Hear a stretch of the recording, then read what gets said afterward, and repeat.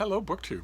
The end of a month has once again leapt upon us like a leopard in the woods. It is almost the end of July. We're almost in August. And once again, I have a TBR for you. It's a standard BookTube practice to sketch out some books that you're interested in for the upcoming month. And what I used to do on this channel forever and ever was give you a TBR BY, to be read by you. A list of books that were forthcoming that I had already read, that I was going to recommend to you as one way or another. But these most recent TBRs have found me more in the position of Pinocchio, where I am a real boy at last, where I am a real booktuber whose upcoming month TBRs are largely composed of books he hasn't read, thanks to the turmoil that the pandemic has wrought on the publishing industry and on the finely wrought machinery of sending people ARCs and then finished copies in a steady, stately progression. That progression has been blown apart, and so there are some books that I'm getting in e-copies, quite a few of them, some occasionally a little trickle here and there that I'm getting in physical copies, and some that are just dropping off the radar completely. So I have the mini-me all fired up here. I'm going to show you pictures on this, so there'll be a huge amount of glare.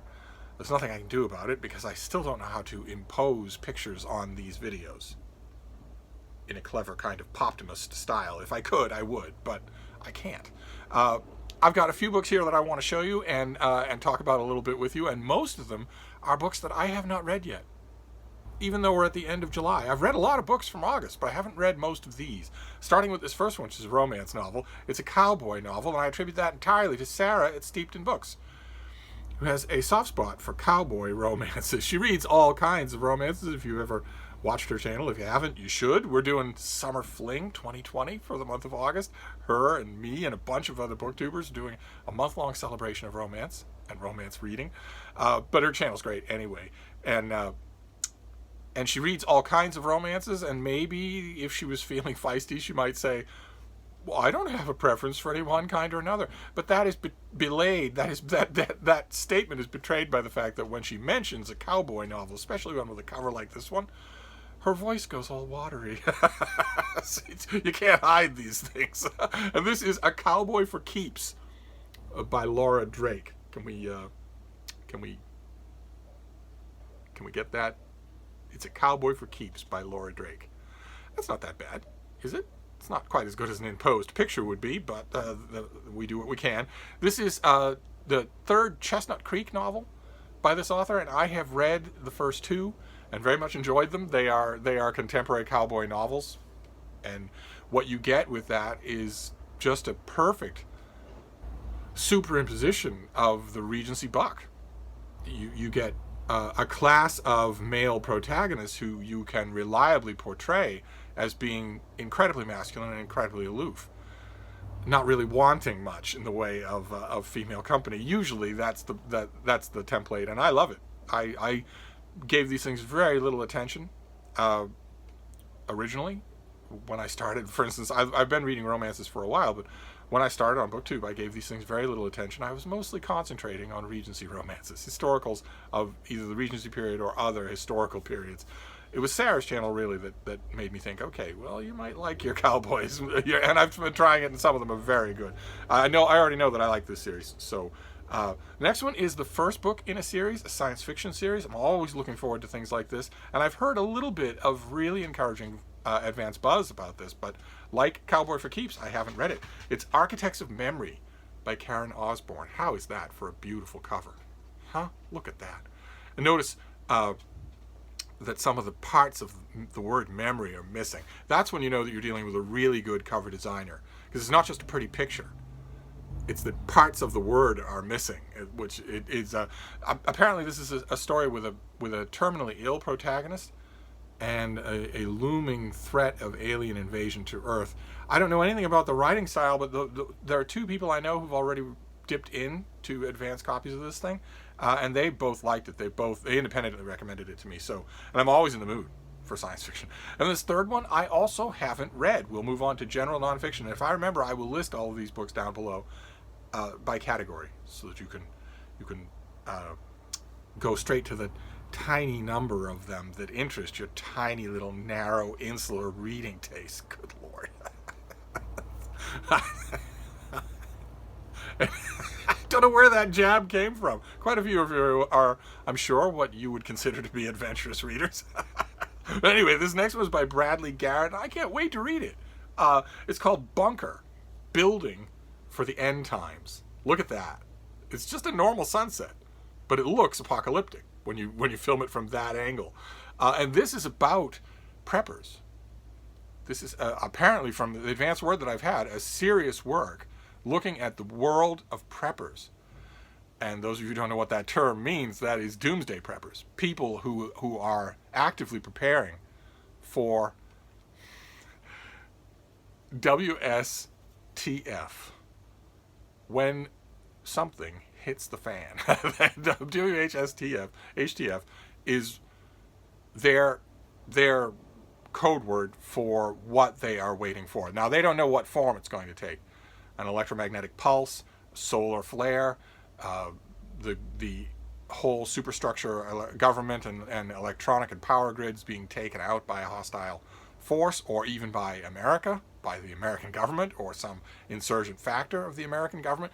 One way or another, there's a huge amount of people, in America mostly, who dedicate themselves to that proposition, to that is coming, that when the you-know-what hits the fan is coming, and that when it does, they won't be able to rely on anything except themselves. So you build a structure, you build a redoubt, a stronghold, separate from your normal house that has weak walls and windows everywhere.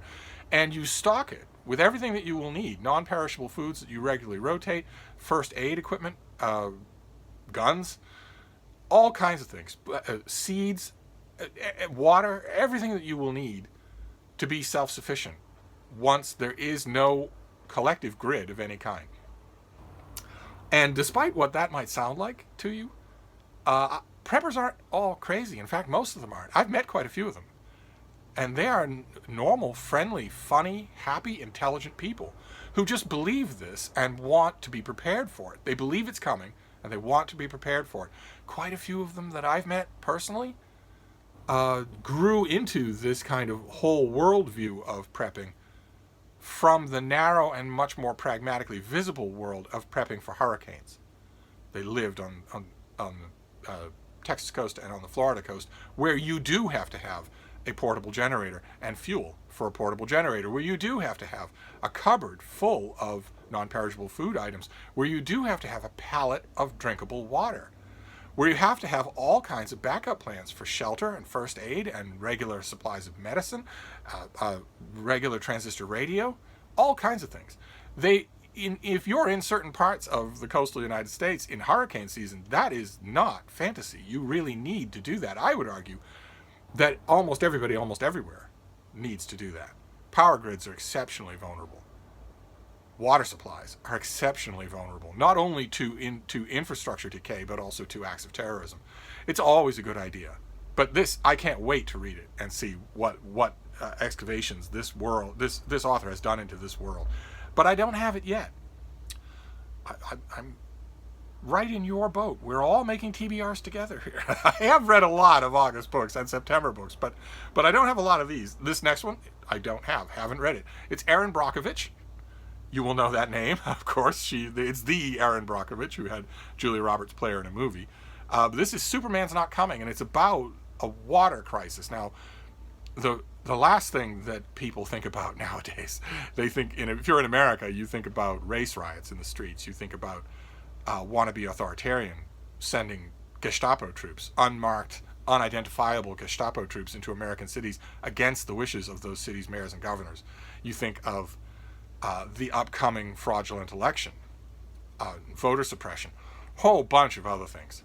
And maybe if you're in America and other parts of the world, you might think about hurricane season, which is starting to pick up, and which any year it could be really bad. You never know.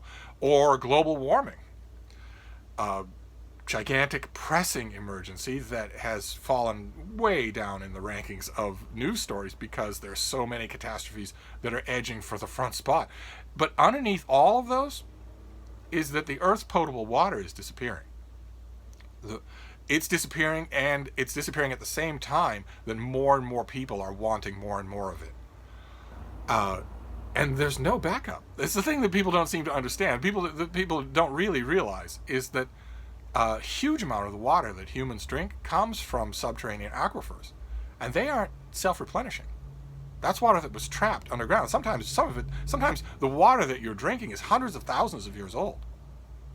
And it's just been sitting there underground. And when those aquifers go away, when they are no longer replenishing lakes and rivers, when all kinds of things like that, when that underlying superstructure starts to collapse, what is there? Rainfall? Streams here and there? The amount of time, effort, and technology, money that most of the industrial West has poured into desalination is a tiny fraction of what it needs to be. This is, after all, a water world. But the water's not drinkable by humans. So this is a book all about that. It's all about the water crisis that is looming. There's just, whether you pay attention to it or not, it's looming. I can't wait to see what this author does on the subject. Then this next one is a rarity. It is one of the ones on this list that I have actually read, and I loved it, of course, because there's no way not to love this. I've mentioned before on this channel many times, for instance, Bernd Heinrich writing about birds,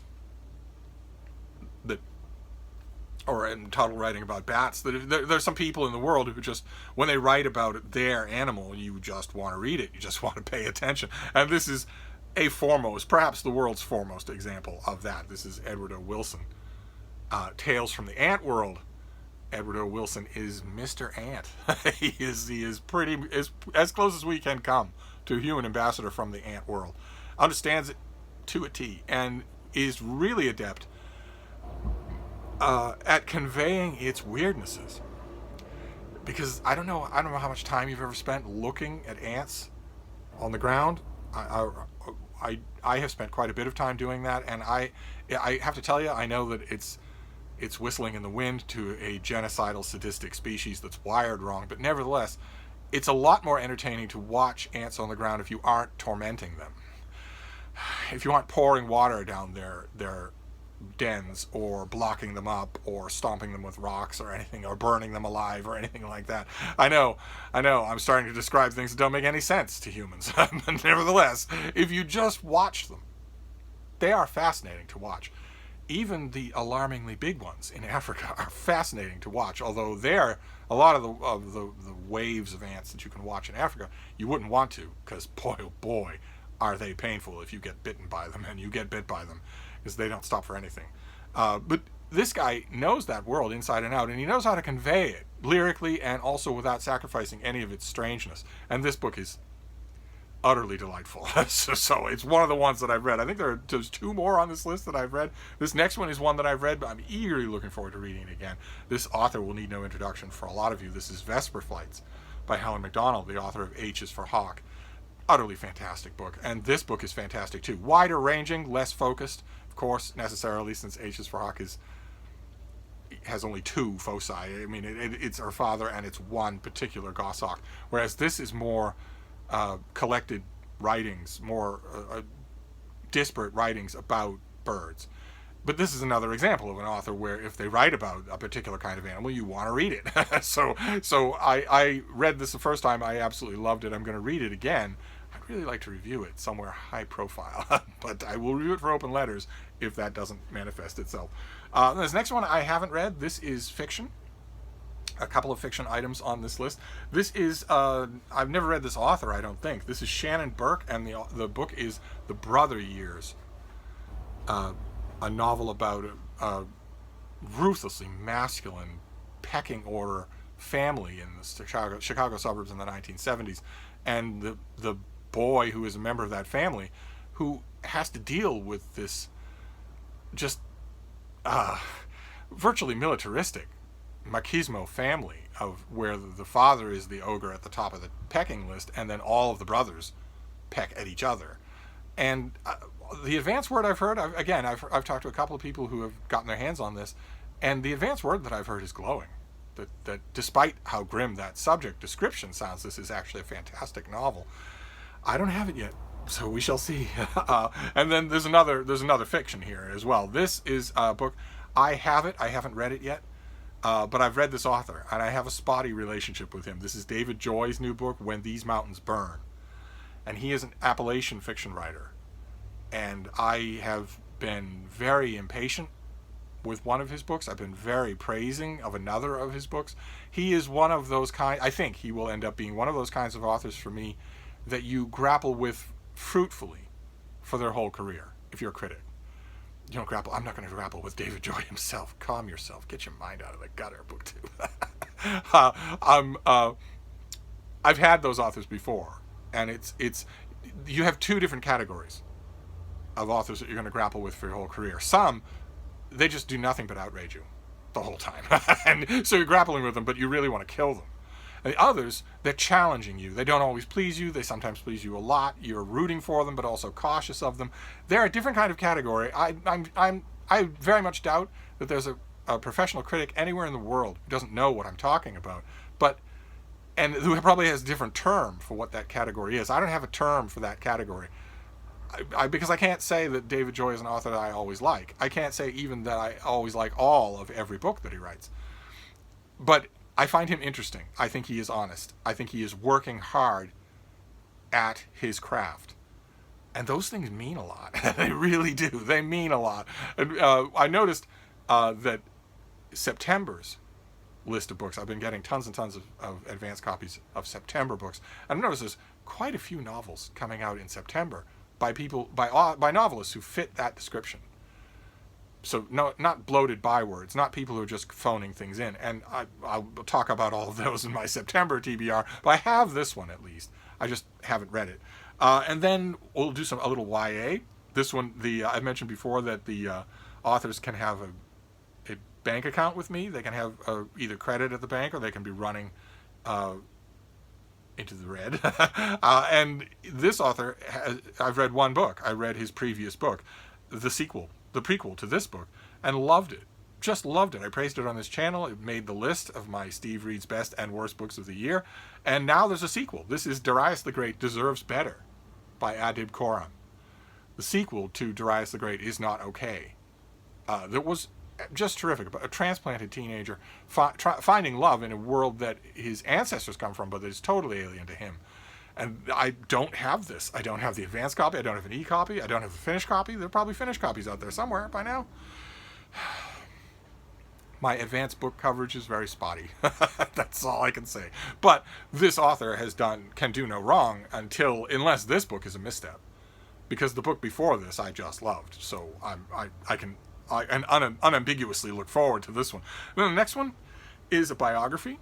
It's a biography of a character I know really well. So we will see what this author does with it. The author is Alan Mikhail, and this is called God's Shadow. That is the terrible US cover. The UK cover is much better. And it's about Selim, Sultan of Turkey, who I know really well because I had to research him in 3 different languages for a novel that I wrote. Years and years and years ago, I told myself that I would like to know what it feels like to write a 1,000-page novel. So I wrote a 1,000-page novel, a historical novel set in the Italian Renaissance, set in the year 1515, called 1515. And I had 10 main characters, and Selim I was one of them. So I learned a lot about him, but it was totally informal, and I'm sure very shallow compared to what this author's done. So can't wait. At least going into this thing, I know I have the groundwork. And I have this as well.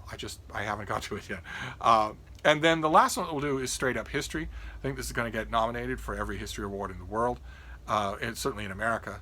And if I play my cards right, perhaps I can convince Peg at the History Shelf to review it for Open Letters. That would be great. I probably have to get her a copy first. This is Eric Foner, who's won the Pulitzer Prize, and this is the second founding.